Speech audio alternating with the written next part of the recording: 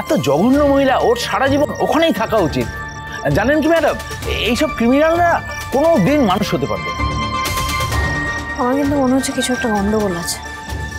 গন্ডগোল তো কিছু নেই, আপনি এবার আসুন প্লিজ। 1 মিনিট অফিসার, আমি একটা ফোন করতে চাই। তাহলে দাদা ফোনটা দাও।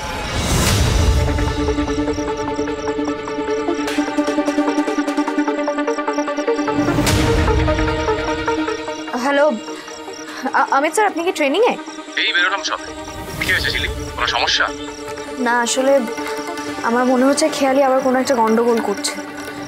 ও যেখানে আছে আমরা একবার ওর সাথে দেখা করতে চাইছি, কিন্তু এখানে অফিসাররা কিছুতেই সেটা করতে দিচ্ছে না। আপনি যদি একটু বলে দেন। আচ্ছা দাঁড়াও, আমি ফোন করছি, রাখছি।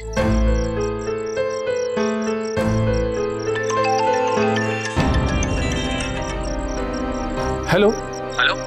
হ্যাঁ স্যার বলুন। প্রবীণবাবু বলছি, খেয়ালির ব্যাপারে একটু কথা ছিল। প্লিজ ওর ওপর একটু চোখ রাখবেন, ঠিক আছে? কারণ ও কখন কাকে ব্রাইব করে কি করে ফেলবে, you never know. Okay sir, আপনি যখন বলছেন আমি নিজে গিয়ে দেখে আসছি। স্যার ওই কালকুটুরিতে আছে আর কি। থ্যাংক ইউ, রাখছি। Okay sir. ম্যাডাম আপনি চিন্তা করবেন না, আমি নিজে গিয়ে দেখে আসছি। ভিজিটার আসলে অ্যালাউড নয় তো, আমি যাচ্ছি, এসে বলছি।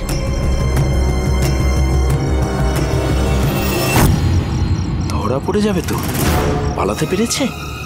ফাঁকা কালকুঠুরি দেখে এখনই তো খোঁজ তল্লাশি শুরু হয়ে যাবে। কত দূরেই বা গেছে এতক্ষণে।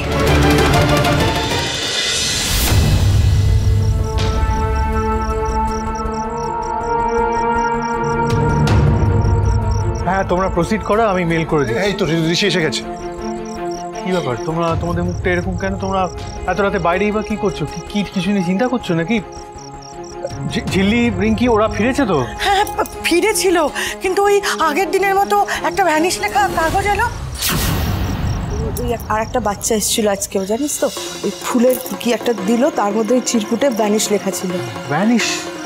ভ্যানিশ মানে এটা কি? ঝিলি চৌধুরী,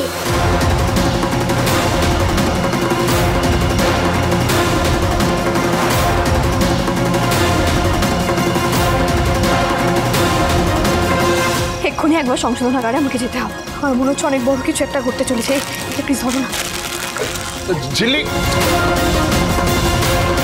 কি বলছো কি তোমরা?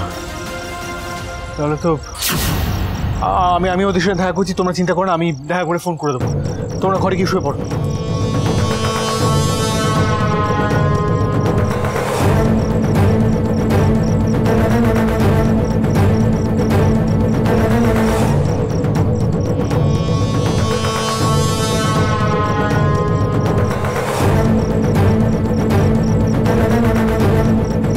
কি খবর, সব ঠিক আছে তো? ঝগড়া টগড়া হচ্ছে না? না না স্যার, সব ঠিক আছে। সব তো ঠিকই আছে। ঝিলি ম্যাডাম কেন যে এত সন্দেহ করছে কে জানে।